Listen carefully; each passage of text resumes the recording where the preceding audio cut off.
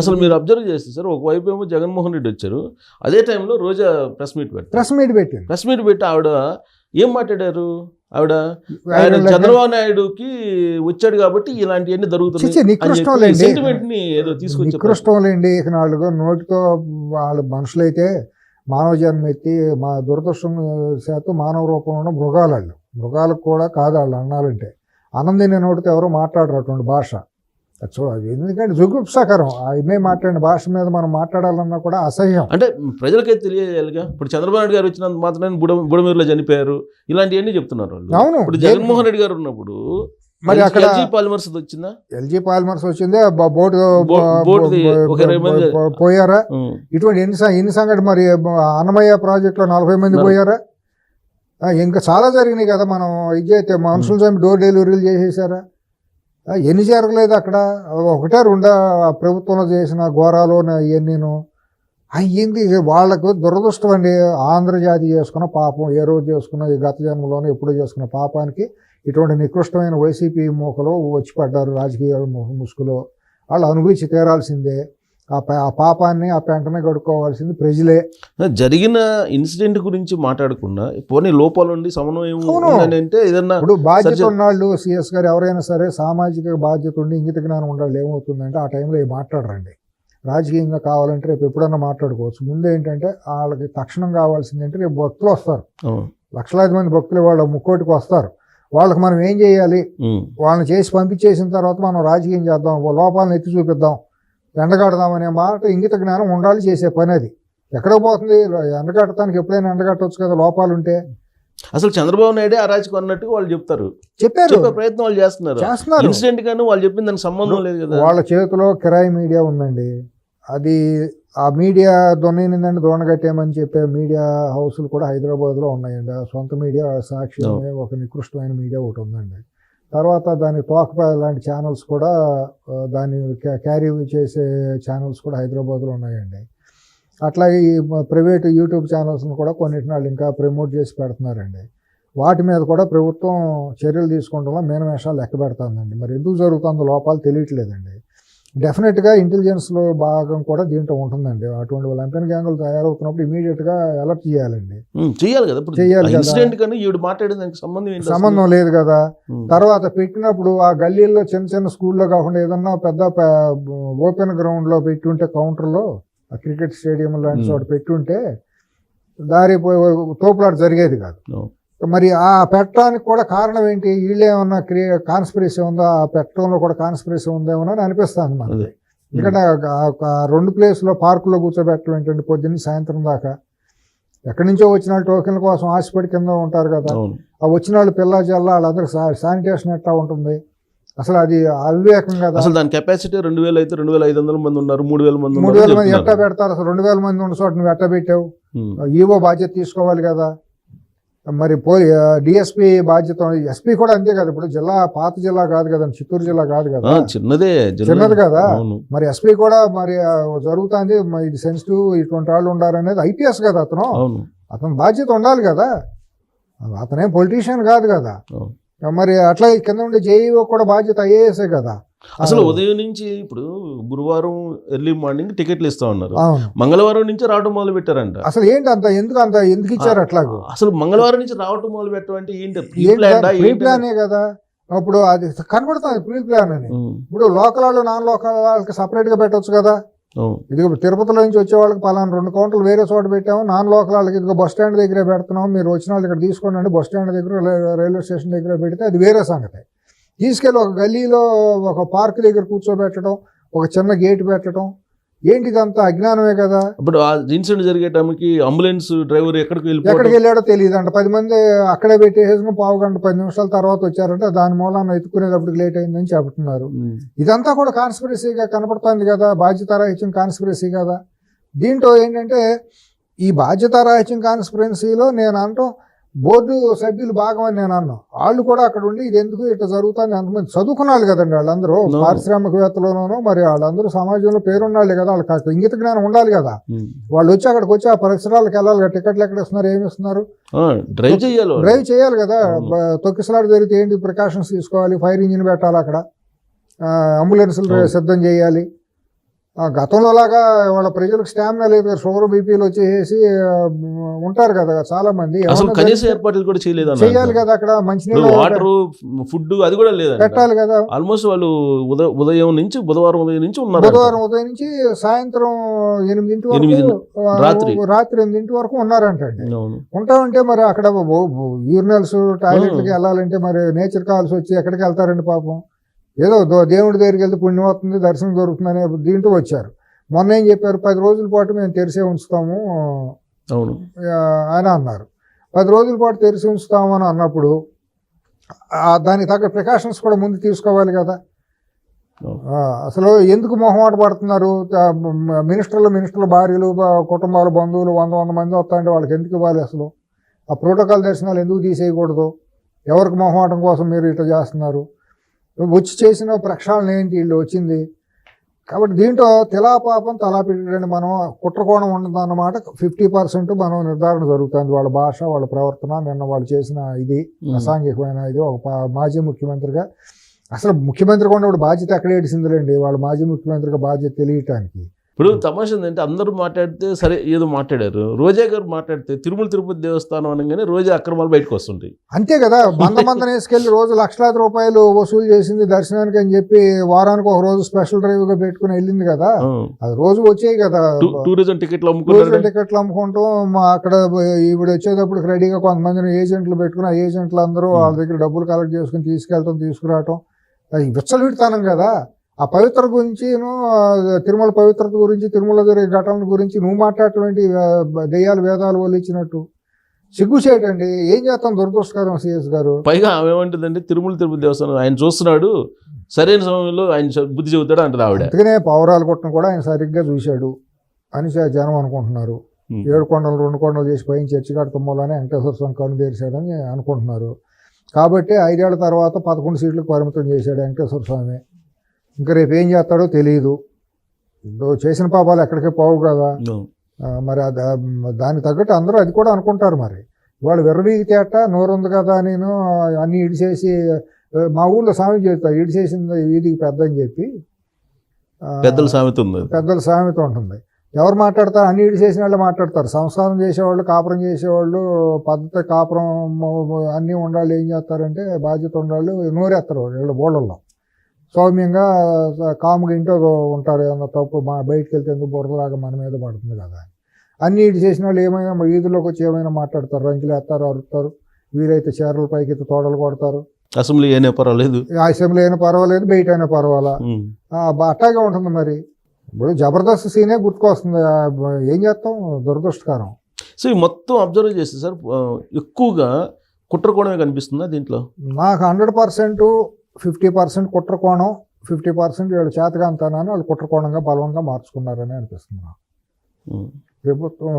ప్రభుత్వం అంటే టీటీడీలో ఉన్న సయోధ్య లేకపోవటాన్ని వాళ్ళ ఆలోచన బలహీనంగా చేసుకుని అక్కడ ఒక ఇన్ఎఫిషియన్సీ అనాలా, దాన్ని ఒక ప్యారలైజ్ అనాలా, ఏమనాలో తెలియదు. అంటే అచేతనత్వం అనాలా, ఒక పక్షవాతం లాగా ప్యారలైజ్ అయిపోయింది, నిద్రాణ స్థితిలోకి వెళ్ళిపోయింది అనాలా. అంటే కోర్టులు కూడా ఉండే అవకాశం ఉంది. 100% వాళ్ళు, దాంట్లో సందేహమే లేదు. కోర్టులు ఉండే అనుమానమే ఉంది. దాంట్లో ఉందంతా వాళ్ళే.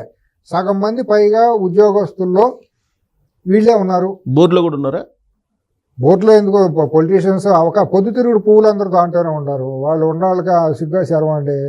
అటువంటి వాళ్ళని అదనం తీసుకెళ్ళి, సారీ ఆ మాట అంటే కొద్దిగా బాగాది, కానీ కొంతమంది అసాంఘిక శక్తులను తీసుకెళ్ళి పొద్దుతిరుగుడు పువ్వులను తీసుకెళ్ళి ఆ టీటీడీ బోర్డు లాంటి పవిత్రమైన బోర్డులో సభ్యులుగా చేయటం అనేది, మరి నా వ్యక్తిగతంగా అయితే మాత్రం నేను ఆ బోర్డుకి ఎటువంటి 10 మార్కులు కూడా ఇవ్వను. ఇప్పుడు ఎడ్యుకేషన్ సిస్టంలో కీలకమైన వాళ్ళు 3-4 తీసుకుందాం, వాళ్ళల్లో కూడా కోర్టులు ఉన్నట్ట. మరి అది ఆయన అంతరాత్మ సాక్షిగా ఈవో గారు ఆయన కోవర్ట్ చేశారని నేను అన్న, కానీ ఆయన ఇంటిగ్రిటీని, ఆయన విద్యని నేను క్వశ్చన్ చేయలేను. ఆయన మెరిటోరియస్ స్టూడెంట్. నేను విన్నది, ఆయన స్నేహితుల ద్వారా విన్నది. చాలా ఒబీడియంట్, చాలా పద్ధతి అయిన మనిషి. సోమిడి అని.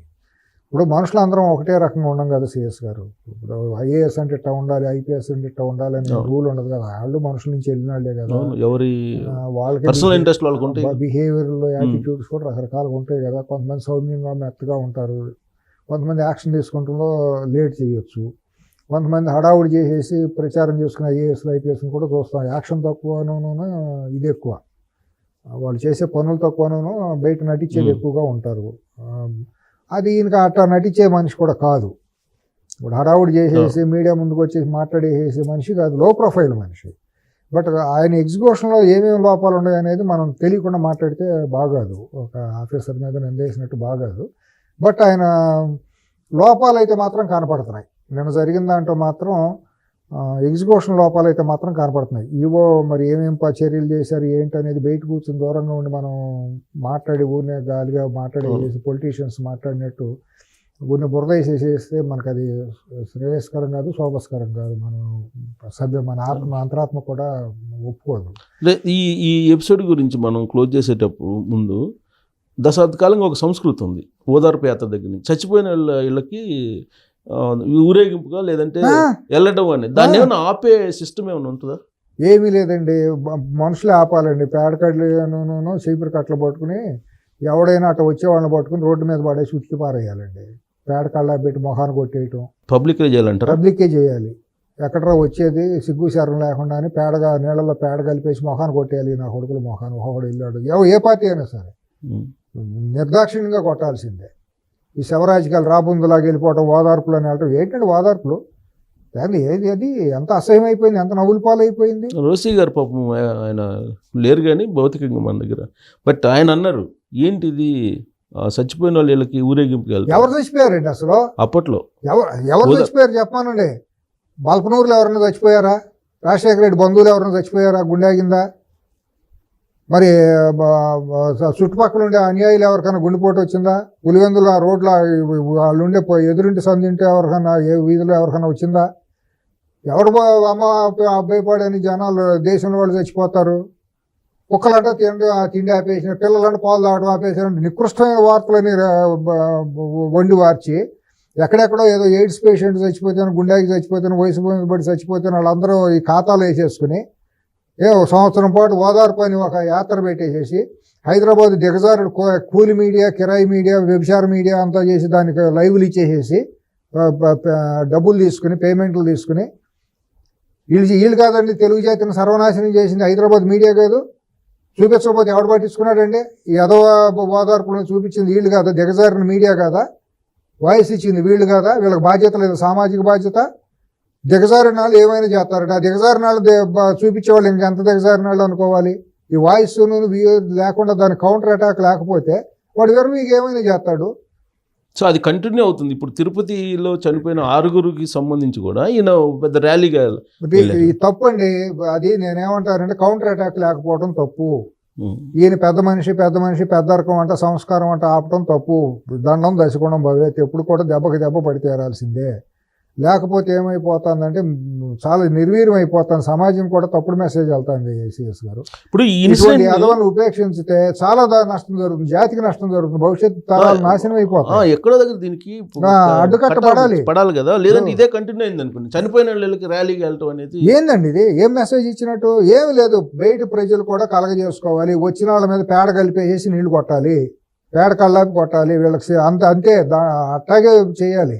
వీళ్ళని కొట్టాలంటే అంత అవమానకరంగానే ఆపితే కానీ వీళ్ళు రారు. అయినా కూడా పెంట మొహాన్ని కొట్టినా వస్తారండి, తుడిసేసుకుపోతారండి. అంత నికృష్ట ఎదవలండి. దాంట్లో శక్తులన్నీ అటువంటివేనండి.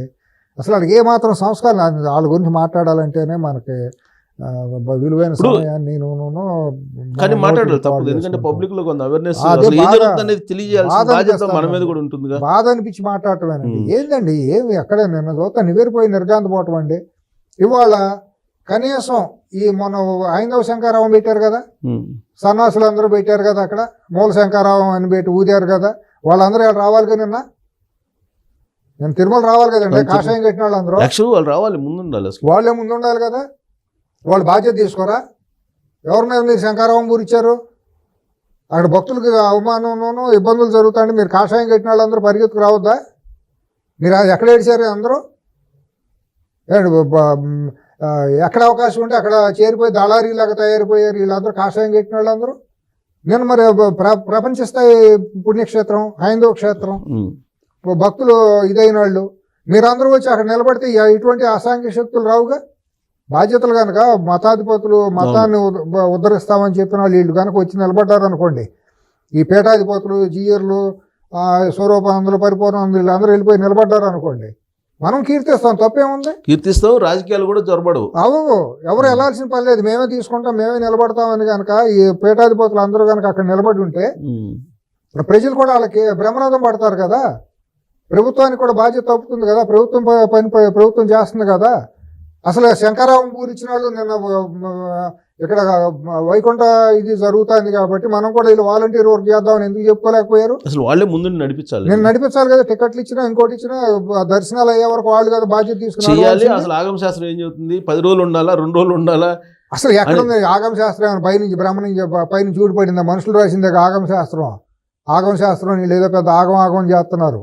ఏ ఆగమ శాస్త్రం ఎన్నిసార్లు మిస్ఇంటర్ప్రిటేషన్ చేశారు? భారత రాజ్యాంగానికి ఎన్నైతే ఆ సవరణలు జరిగినాయో ఆగమ శాస్త్రాన్ని కూడా అన్నిసార్లు ఇది చేశారు, మిస్లీడ్లు చేశారు వాళ్ళు. అక్కడ ఆగమ శాస్త్రం ఎవరు రాశారండి? శివాగమవా, వైష్ణవ ఆగమవా, శాక్తేయ ఆగమవా, ఎన్ని ఆగమాలు ఉన్నాయి? ఏంది ఇదంటే ఆగమం అనేది ఒక పెద్ద ఆగమం. అంటే వాళ్ళు ఇంతకుముందు ఏకాదశి ద్వాదశి వరకే ఉండేది వైకుంఠ ఉత్తర ద్వార దర్శనాలు. దాన్ని 10 రోజులు చేసింది జగన్మోహన్ రెడ్డి గారు. అవును, ఈ సిస్టమ్ పెట్టింది వాళ్ళు. అవును, సరే 10 రోజులు పెట్టారు, చేశారండి. ఇప్పుడు భక్తుల కోసం 10 రోజుల పాటు ఓపెన్ చేశామని అన్నారు. ఓపెన్ చేయటం మీరు అన్నట్టు నిజమే, సమ్మతమా, శాస్త్ర సమ్మతమా లేకపోతే శాస్త్ర విరుద్ధమా? శాస్త్ర సమ్మతం అయినప్పుడు 10 రోజులు కాదు 4 రోజులు తీసి ఉంచిన నష్టం లేదు. అక్కడ వచ్చిన ఇబ్బంది ఏంటంటేనండి, సిఎస్ గారు మీరు చూశారో లేదో, చిన్న నేర ఒక మనిషి మాత్రం భుజాలు టచ్ అవుతాయి. ఉత్తర ద్వారం లోపలికి వెళ్తే అంతరాలయం గర్భాలయం పక్క నుంచి లోపలికి వెళ్తే మనిషి ఇద్దరు నడవటం కష్టం అవుతుంది. ఉత్తర ద్వారం నుంచి తిరిగి రావటం అంటే ఒరిజినల్ కాదు చూసింది, అదంతా కూడా అలికుంటాయి అన్నమాట. మనం లోపలికి వెళ్తా అంటే ఈ భుజం తగిలే అంత ఇరుకుగా ఉంటుంది. అది ఓపెన్ చేయడం కష్టం. ఇంతమంది జనబాహుళ్యానికి ఓపెన్ చేసి అందరికి దర్శనం చేయడం అనేది చాలా ఇంపాసిబుల్. దాన్ని ఏదో ఉన్న శాస్త్ర ప్రకారం ఓపెన్ చేయాలి, భక్తులందరినీ బయటికి పంపించాలి. కానీ ఓపెన్ చేయటం అనేది నా వ్యక్తిగత అభిప్రాయం. నేనే ఆగమ పండితుడిని కాదు, నేనేమి భాష్యకారుణ్ణి కాదు, నేనే వేదాలను అవపోసన పట్టిన ఘనాపాటిని కాదు. నేను అక్కడ చూసిన పరిసరాల్లో చూసిన వ్యక్తిగా నేను చెబుతున్నాను. అది ఇన్ని వేల మందికి వేరిపోయే జనం పెరిగిపోయారు రకరకాల కారణాలతో.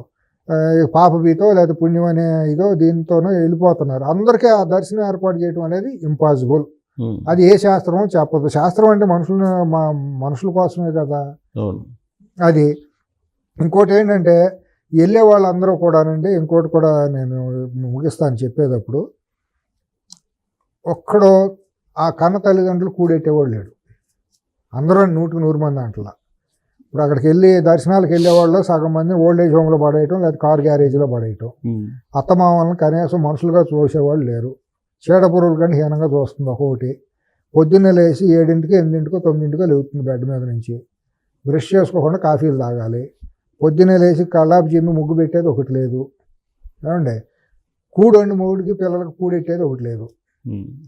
లెగవాలి, పబ్బులు క్లబ్బులు లిప్స్టిక్లు వ్యవహారం, జుట్టు ఎరబోసుకొని జుట్టు ముడేసుకుని చక్కగా దీపం పెట్టేవాళ్ళు లేరు. సో ఇప్పుడు మనకి ఏకాదశి ద్వాదశి వరకు కనిపించేది వాళ్ళేనా? వాళ్ళే. చాలా మంది 70% వాళ్ళే కనపడతారు. వాళ్ళకి పెద్ద శాలువాలు, ఎర్ర శాలువాలు కప్పడం, లోపల శాశ్వస్త్రాలను పెద్ద దారుణమైన ఇది టీటీడీ ఒకటి ప్రవేశపెట్టింది. అది కప్పితేనంటే పుణ్యం వచ్చేస్తుందంట. చేసేయన్ని పాప కార్యక్రమాలు. నువ్వు చేసేయని అసహ్యంగా మనిషిగా చూడు. తల్లిదండ్రులు లాంటి అత్తమామలేమో చాలా దారుణంగా మనుషుల కంటే హీనంగా, పశువుల్లాగా పెంపుడు కుక్కల కంటే హీనంగా చూస్తారు. తల్లిదండ్రులు ఓల్డేజ్ హోమ్లో వేస్తారు. ఇంట్లో దీపం పెట్టరు. తెల్లారులోనేమో తింటాం, పబ్లు క్లబ్లో మిడ్ నైట్ బిర్యానీలు తింటాం. తెల్లారుతో 4ంటి 5ంటికి ఉత్తర ద్వారం దర్శనం తిరిగేసి వచ్చేసానని చెప్పేసి జుట్టు ఎరబోసుకుంటాం. ఏంటి పుణ్యం ఎట్ట వస్తుంది? ఇప్పుడు ఇలాంటి వాళ్ళ కోసం డాక్టర్లు, లాయర్లు, జడ్జిలు, రాజకీయ నాయకులు చేసేయన్ని అవినీతి పనులు. What may come, I stand for my words. అదే ఎక్కువ మంది 99% అంట, 100% కాదు 99% అంట. ఏం మొహమాటమే ఉందండి? ప్రతి ఒక్కరిని వాళ్ళ తప్పులు నేను ప్రూవ్ చేయగలను. వెళ్ళటం అనేది తప్పండి. నీ భుజకీర్తులు పక్కన పెట్టుకుని నువ్వు కూడా సామాన్య భక్తుల్లాగా వెళ్ళు. నువ్వు భుజకీర్తులు పెట్టుకుని ప్రోటోకాల్ వెళ్ళి ఎవరిని ఇబ్బంది పెడుతున్నావు? ప్రజల్ని ఇబ్బంది పెడుతున్నావు. ప్రజలు ఎక్కడెక్కడి నుంచో కాళ్ళకి చెప్పులు లేకుండా గోవిందా గోవిందా అని వచ్చేసి అలో లక్షణాన్ని వాళ్ళు క్యూ కాంప్లెక్స్లో నిలబడితే వాళ్ళని మెడబెట్టి గెంటేస్తున్నారు. చూడండి ఒకటి దేవుడు అంటే వీళ్ళ అమ్మమ్మ ఒకటి సొమ్మ, దేవుడు అంటే ప్రజలందరికైనా వీళ్ళు అధికారంలో ఉండే వాళ్ళకైనా పైరవికారులకైనా వాళ్ళు చేసిన పాపం ఏంటి, వీళ్ళు చేసిన పుణ్యం ఏంటి? ఇప్పుడు మీరు ఏదైతే లిస్ట్ చెప్పారో 99% వాళ్ళ కోసం జగన్మోహన్ రెడ్డి గారు అప్పుడు కేవలం 2 days కాకుండా 10 days చేశారు. అంటే ఈ 2 days ఏమో వాళ్ళ కోసం, అవును, ఆ తర్వాత మిగతా వాళ్ళకి ఇవ్వకపోతే వ్యతిరేకత వస్తుందని ఎగ్జాక్ట్లీ ఐ వాష్ కోసం. అంటే ముందు చేసిందంతా దుర్మార్గం అండి. ఇది సుబ్బరామరెడ్డి వచ్చినప్పుడు మొదలైంది. సిఎస్ గారు నేను వ్యక్తిగతంగా గమనిస్తున్నా. చెరబట్టేశారండి పారిశ్రామికవేత్తలు, దళారీలు, కాంట్రాక్టర్లు, సినిమా వాళ్ళు, ఈ సినిమా మొత్తం సినిమా ఇండస్ట్రీ, ఈ రాజకీయ నాయకులు వీళ్ళందరూను. ఆ 2 రోజులు వాళ్ళకి రెండు కాదు ఇక మొత్తం 360 రోజులు వాళ్ళ గుప్పిట్టాను వెంకటేశ్వర స్వామి నలిగిపోతున్నాడండి. అసలు వైకుంఠ ఏకాదశి వైకుంఠ ద్వారదర్శనం అనగానే మొత్తం ఈ బ్యాచ్ వైకుంఠ ద్వారదర్శనం బ్రహ్మోత్సవాలు అప్పుడు మరీ దారుణం అండి. ఏంది వీళ్ళ అంగో ఆర్భాటాలు, వీళ్ళ బల ప్రదర్శనలు, అక్కడ ఒక్కొక్కటి తంబకి వెళ్ళటం. పేపర్లో ప్రముఖమైన పేపర్లో శ్రీవారిని దర్శించుకున్న న్యాయమూర్తులు, కుటుంబ సభ్యులు. ఏం బొంగు నువ్వు శ్రీవారిని దర్శించుకుంటే పేపర్లు చూడాల్సిన అవసరం కాదు. తెలుగు జాతికి ఏంటి ఆ ఛానల్స్ చూపించడం, వీడు బయటకు రాగానే ఉయ్యారాలు వాళ్ళకి పోసుకుంటా నడుస్తుంటే దాన్ని వీడియో తీయటం, వాడు బయటపడి నిలబడి ఫోటోలు దిగటం. ఆ మెడలోనేమో ఈ కొత్తగా తయారైంది శేషవస్త్రం అని ఇదని. ఏంది వీడికి ఎందుకు ఇవ్వాలి? ఆ ప్రోటోకాల్ ఏంటి? అసలు ప్రజలకు ఏం మెసేజ్ చేస్తుంది ప్రభుత్వం? లేదా ధార్మిక మండలి ఏం చేస్తుంది? ఈ సన్నాసులు ఏం చేస్తున్నారు? పీఠాధిపతుల పైన ఆశ్రమాలు తీసుకున్న సన్నాసులు ఉన్నారు, మఠాలు తీసుకున్న సన్నాసులు, బ్రోకర్లు, దళారీలు, వీళ్ళందరూ ఏం చేస్తున్నారు? ఆగమ శాస్త్రం వీళ్ళకి తెలీదా? ఈ పాప అంకిలాలను కడగాల్సిన బాధ్యత హిందూ మతానికి, మేమే సనాతన ధర్మాన్ని రక్షించామని చెప్పి కాషాయం కట్టిన వాళ్ళకి లేదా బాధ్యత? పైన జరిగే అపవిత్ర కార్యక్రమాలకు ప్రక్షాళన చేయాల్సిన దాంట్లో వీళ్ళు భాగస్వామ్యం అవ్వద్దా? లేదా టీటీడీ బోర్డుకి దిశానిర్దేశం చేయొద్దా? వీళ్ళ పూర్ణ కుంభాలు కావాలా ఈ సన్నాసులకి? వీళ్ళు ఏం పీకారని పూర్ణ కుంభాలతో లోపలికి తీసుకెళ్ళి స్వామివారి దగ్గర నిలబెట్టాలి? ఏం పాపం చేశారని సామాన్యుడిని మెడబెట్టి బయటికి గెంటేస్తారు. కాళ్ళకి చెప్పులు లేకుండా పూట పస్తుండి నేల మీద పట్టుకుని భూసేనం చేసి గడ్డం పెంచుకొని కాళ్ళకి నడుచుకుంటూ వెళ్తారు. 100 కిలోమీటర్లు నడుచుకుంటూ వస్తారు తమిళనాడు నుంచి, అక్కడి నుంచి నిండైన భక్తితో వస్తారు. వాళ్ళకి జరుగుతుంది అవమానం. అక్కడ మెడబెట్టి తోసేయటం, మెడబెట్టి నెట్టేయటం, కనీసం ఒక క్షణం కూడా చూడనివ్వరు. వాళ్ళు పాపం చేసుకుంటారు ఈ లెక్కన. మరి వీళ్ళేం పుణ్యం చేసుకుంటే లోపలికి వెళ్తున్నారా? ఈ పైరవికారులు, దళారీలు, దగులుబాజీలు అందరూ. ఇది ఏం జరుగుతుంది ప్రభుత్వంలో? దేవుడి పేరుతో, మతం పేరుతో. ఇదే హిందూ మతం, ఇదే సనాతన ధర్మం, ఇదే వేదాలు చెప్పింది మనకి, ఇదే ఉపనిషత్తులు ఉద్ఘోషించింది, ఇదే గీతాచార్యుడు మనకు చెప్పింది. ఆధ్యాత్మికత అంటే ఏంటి? మానవ సేవ ఎక్కడ జరుగుతుంది? తిరుమలలో. మానవ సేవ అంటే మాధవ సేవ.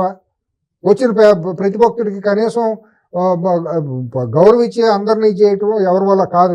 వేల మంది వస్తున్నారు, వాళ్ళకి కనీసం సేవలు మర్యాదలు కూడా లేకుండా దేవుడిని చెరబట్టేసి శనివారం ఆదివారం వస్తేనేమో ప్రోటోకాల్ దర్శనాలు అంటండి. అవును. గురువారం వచ్చిందంటేనేమో ఇంకొక సేవ అంటండి. పొద్దున్న అర్చనానంత దర్శనంతో కొంతమంది ఒక 10,000 మంది వాళ్ళు 24 గంటల్లో స్వామికి పోగా మిగతా 60-70% ఏమో వీళ్ళకను, మిగతా కొన్ని కోట్ల మంది భక్తులకేమో 30%.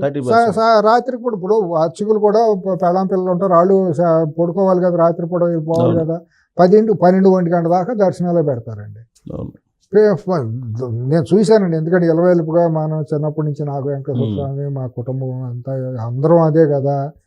చూసి ఏందో మరి గోవింద ఆయన మీద ఉన్న మమకారంతో, ప్రేమతో, భక్తుల మీద ఉన్న అభిమానంతో మాట్లాడాల్సిన పరిస్థితి వస్తుంది. కానీ ఆ తిరుమల పవిత్రతని వీళ్ళు రాజకీయంగా కోణం నుంచి తీసుకెళ్తున్నారు. దుర్మార్గం అండి, చాలా దారుణంగా ఉందండి, చాలా దారుణంగా ఉందండి. పైన పూర్తిగా అపవిత్రం చేసేసారండి.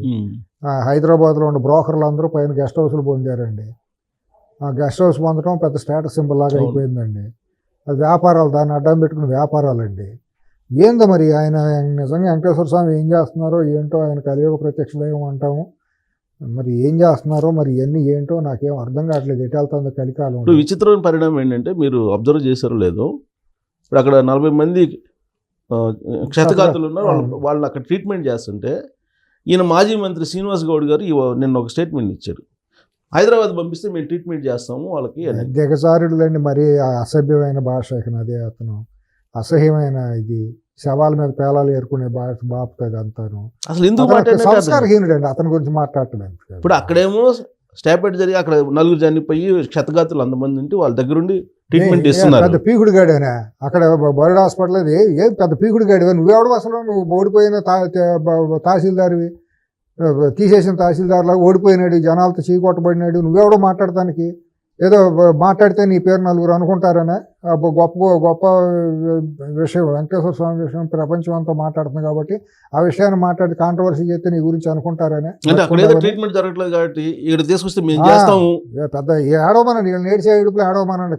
కారు రేసులు దీను రేపు పొద్దున టెలిఫోన్ ట్యాపింగ్లు, కాళేశ్వరం కుంభకోణం, భగీరథ కుంభకోణం, ధరణి కుంభకోణాలు వీళ్ళని ఏడవమనండి ఏడిచే ఇడుపులు. కానీ ఇప్పుడు వైసీపీ వాళ్ళకి తెలియకుండా ఇతను ఈ స్టేట్మెంట్ ఇచ్చారు అనుకుంటున్నారు. ఏమీ లేదు, అంతా ఒకటే. రేపో మాపో ఇంకా వేరే వాళ్ళు కూడా వచ్చిన ఆశ్చర్యం లేదు దీని గురించి. ఇది మాట్లాడాలండి. హైదరాబాద్లో కూడా ఆంధ్ర సంబంధించిన వాళ్ళందరూ మాట్లాడాలండి, ఏకతాటి మీదకి రావాలండి. అసలు సమయం సందర్భం ఎవడు మాట్లాడతాను మాటకి పైన ప్రోటోకాల్ ఇవ్వలేదు, దర్శనాలు ఇవ్వలేదు, మాకు పార్ట్నర్షిప్ ఇవ్వలేదు, మేము కూడా వెళ్ళి హుండీలో వేస్తున్నాం. ఏంటి హుండీలో వేసేది? హైదరాబాద్ రాష్ట్రంలో కూడా వాటాలు ఇస్తారు, మరి హుండీలో వేసేది ఏంటి? ఏమన్నా బోర్డు పెట్టారా? హుండీలో ఏంటి తెలంగాణ వాళ్ళు ఎంత అయ్యండి, ఆంధ్ర వాళ్ళు ఎంత అయ్యండి, ఉత్తరప్రదేశ్ వాళ్ళు ఎంత అయ్యండి నేను ఉంటుందా అక్కడ? చైర్మన్ కి పూర్తి స్వేచ్ఛ ఇవ్వలేదు. నువ్వెవడో మాట్లాడతానికి, చైర్మన్ గురించి మాట్లాడటానికి నీకేం సంబంధం అసలు?